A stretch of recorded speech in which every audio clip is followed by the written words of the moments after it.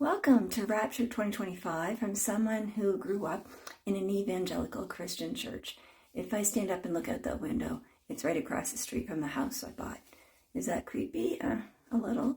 I stopped going when I was about 14, 15, when my mom, although was strong, could not force me to get up the stairs. So that was the end of that.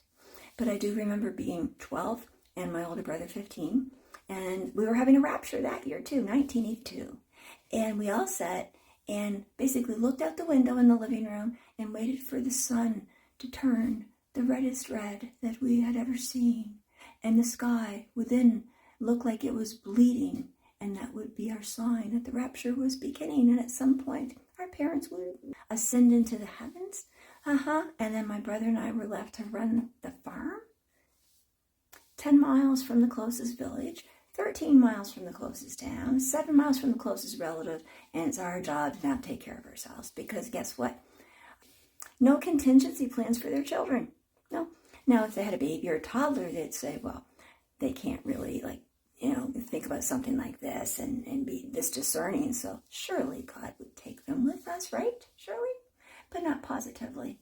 Now, if you had older children like us, did it ever cross your mind when you were up there eating bonbons with God that we would be down here going through Revelations, which, if you've never read it, it's more terrifying than any Stephen King book I've ever read. And then right through that, you go through all the trials and tribulations of that, and then you kind of eventually just slither right down into hell, where you will weep and wail and gnash your teeth ever. It will never end. So the very least, you guys out there right now, you idiots sitting out there looking at the sky, go get a piece of paper and a pencil and take a moment to write down some sinners that live near you that maybe you trust with your kids, and stick the damn thing on the fridge so they have someone they can call when you're gone. Because if you truly, truly believe this is going to happen, then wouldn't you do that? You're going to leave forever, and it hasn't crossed your mind that maybe, just maybe, you should make a plan for your kid. What the fuck?